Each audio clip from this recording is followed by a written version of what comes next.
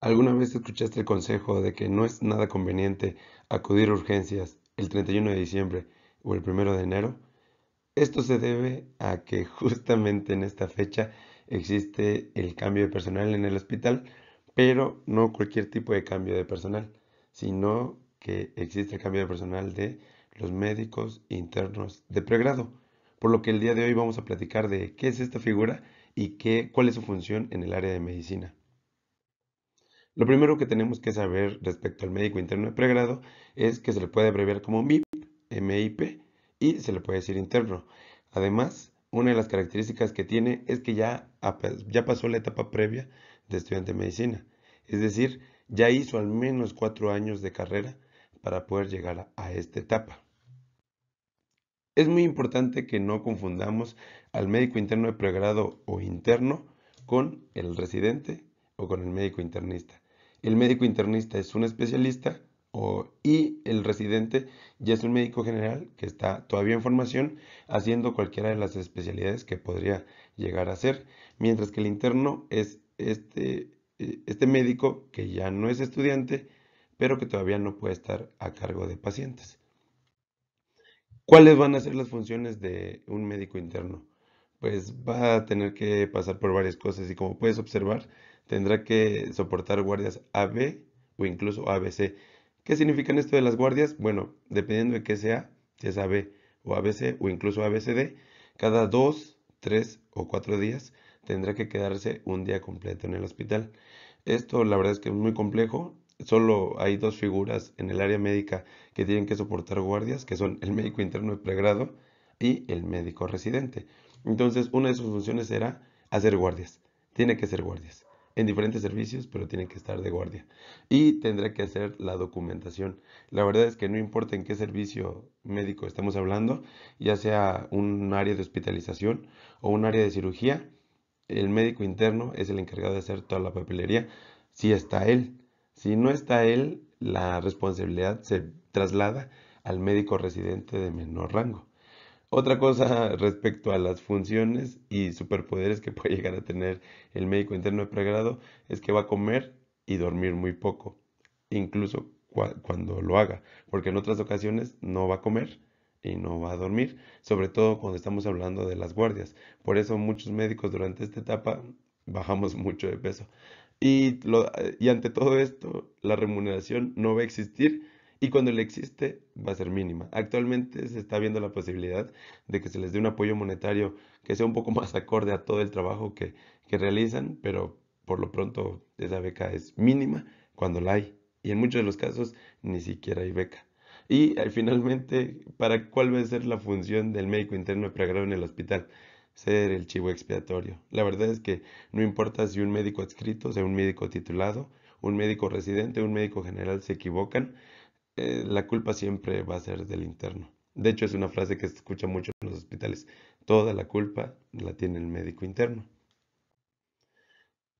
¿Cuáles son los datos interesantes que tenemos que saber de este rol? Recordemos, ya fuiste aspirante a la carrera de medicina, tomaste el reto y te volviste estudiante de medicina. Esta etapa es una de las más complicadas de la carrera y para poder ejercer en México, esta etapa se tiene que pasar. Entonces es importante que si tu objetivo es ser médico y ejercer en México, pues tienes que pasar por esta etapa y la tienes que conocer muy bien. Recordemos que es rotatorio y es de pregrado. Tienes que pasar por esta etapa con diferentes servicios o en diferentes áreas del hospital y es un requisito para poder titularte. ¿Cómo vamos a distinguir a estas personas en el hospital? La vestimenta va a ser 100% blanca. Son personas que van a estar trabajando en diferentes áreas del hospital y que van a portar todo blanco, desde la camisa hasta la ropa interior, los calcetines y los zapatos. Además, otra característica de estos médicos es que tienen el aspecto muy joven, o sea, realmente se les puede notar que están en una etapa temprana de la carrera y por lo tanto son personas o médicos vestidos de blanco, pero que además se ven muy jóvenes. En algún momento el uniforme implica utilizar corbata, pero después de la contingencia ya casi no se tiene que utilizar. Algo muy importante en esta etapa, sobre todo si tú estás en esta etapa, si estás haciendo el internado, recuerda que no hay responsabilidad legal. Y aquí te doy un dato curioso y muy interesante. Muchos jefes de servicio, muchos jefes de enseñanza y muchos médicos adscritos, con tal de que hagas su trabajo, van a utilizar esta forma de amedrentarte o de amenazarte, diciéndote que ya eres médico y que si existe algo de responsabilidad clínica, también vas a tener responsabilidad legal, y eso no es cierto. De acuerdo a la norma, que en algún momento podemos revisarla, tu responsabilidad clínica sí va a existir, es decir, estás a cargo de un paciente y lo que hagas va a influir en la salud de una persona. Pero esta responsabilidad no puede ser dejada así nada más a que la hagas como gustes. Tiene que ser de tipo supervisada. Y en esta supervisión, la responsabilidad recae en tu jefe de enseñanza o en el médico adscrito que esté contigo en ese momento. Por lo tanto, recuerda que no debes creer esto. Muchas veces lo vas a escuchar, pero no siempre va a ser cierto. Otra cosa muy importante que se menciona por acá es que la frase que actualmente utilizan los médicos internos es la de a mí no me toca eso. Y esa frase no se escuchaba mucho. Actualmente el internado está cambiando para bien. Me agrada saber que cada vez es un poco más ligero. No es nada sencillo, sigue siendo una de las etapas más difíciles de la carrera, pero conforme va pasando el tiempo, poco a poco se les va reconociendo y se está viendo el modo de pagarles más y exigirles menos. Recordemos que todavía no han terminado la carrera, todavía no tienen esa licencia para poder ejercer y por lo tanto no tienen responsabilidad legal y tampoco deberían tener tanta responsabilidad administrativa. ¿Cuál es la debilidad del médico interno de pregrado? Las exposiciones, y esto es totalmente entendible. Recordemos que todavía no ha terminado la carrera. En la exposición, la mayoría de los médicos deseamos y queremos que se traten temas clínicos en los que se hable mucho del diagnóstico y el tratamiento. Sin embargo, los médicos internos solo pueden basarse en lo que leen. Entonces, cuando realizan una exposición, es muy poco probable que puedan hablar de su experiencia. Entonces, debería ser entendible que simplemente están resumiendo y explicando un artículo que leyeron una noche antes o unos días antes, que además tuvieron que hacerlo acoplando su estilo de vida de hacer guardias. Por lo tanto, este es el punto débil del internado y deberíamos entenderlo. ¿Cuál sería el consejo para esta etapa? El consejo número uno es que tienes que soportar. El R1 acaba y el internado también. Es de los años más difíciles. El internado solo es superado por el R1. Fuera de eso, no hay ningún otro año que pueda llegar a ser tan pesado. Entonces, si sobrevives a esto, demostrarás que tienes la capacidad de poder llevar la especialidad, si es que así te interesa, y además tienes que concentrarte en todo lo bueno que estás haciendo. El sistema de salud, sobre todo en México y parece ser que en muchos otros países, está sustentado casi de manera exclusiva por médicos en formación. Y de estos médicos en formación, el médico interno de pregrado es uno de ellos, que se encarga de muchas funciones administrativas y muchas veces también de funciones operativas, es decir, de funciones que tienen que ver directamente con la salud del paciente. Entonces, este año toca soportarlo con la recompensa de que podrás demostrar que tienes una actitud y una aptitud tremenda para lo que es el área clínica. Y no es necesario que lo vuelvas a repetir, pero si te gusta, porque sí, hay personas a las que les gusta esto, ya podrías valorar hacer la especialidad. Pero por lo pronto, el consejo número uno es, tienes que soportarlo, tienes que aguantarlo. Lo vas a lograr y pronto tendrás la recompensa de ser un médico titulado y poder ejercer la medicina en cualquier parte del país o incluso poder homologar y ejercer en otros lugares. ¿Cuál sería el segundo consejo? Tienes que ver y hacer mucho. Tienes que ver mucho. Cada que puedas. Recuerda que si bien te van a tratar de hacer o de cargar con mucho trabajo administrativo, es importante que veas lo mayor posible. Cada una de las especialidades tiene lo suyo y es importante que veas qué hace cada una de las especialidades y trata de hacer en la medida de lo posible todo lo demás. Punto muy importante para nosotros. Recuerda, si estás viendo esto y estás estudiando o haciendo el internado, que más que estudiar es hacerlo o vivirlo, si estás viviendo el internado y planeas ejercer en México o después hacer tu especialidad en otro país, te aconsejo que este año lo explotes. Ya te están explotando a ti. Ahora tú explota este año.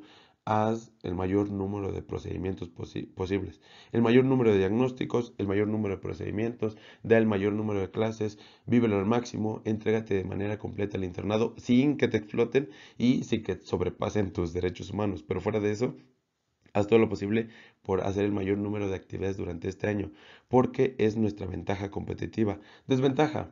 En México tenemos que hacer el internado rotatorio de pregrado, a excepción de una universidad que no lo exige o que digamos que distribuye la carga, todas las demás universidades lo exigen y es un requisito. Bueno, ya está esa desventaja. ¿Cuál sería la ventaja competitiva?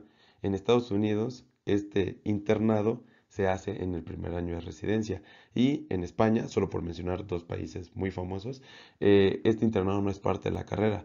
Por lo tanto, si quieres homologar tu título y ejercer en estos dos países o en cualquier otro país que sea de tipo, que sea de primer mundo, te vas a dar cuenta que este año te da la ventaja de que ya tienes muchos procedimientos y que estás acostumbrado a una carga asistencial tremenda. Cuando llegas a estos países, sobresales por encima de tus compañeros, porque estás acostumbrado a una tremenda carga de trabajo y también ya tienes mucha habilidad con las manos. Entonces, utilízalo. Y ese sería mi consejo final. Haz todo lo posible por aprovechar al máximo. Y si no estás en el área de la salud, pero aún así te interesa ver ese tipo de videos, aquí viene algo muy interesante. La sugerencia es que si en la medida de lo posible, si te enfermas y es algo que pueda esperar, no acudas a los servicios de urgencias el 1 de enero, sobre todo los primeros días, porque los médicos internos de pregrado, su rol, su función en este cargo, solo dura un año. Y generalmente hay dos periodos de ingreso.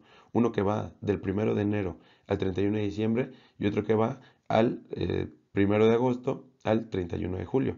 Eh, bueno, más bien eso es del servicio social. Para el internado sería del 1 de julio al 30 de junio.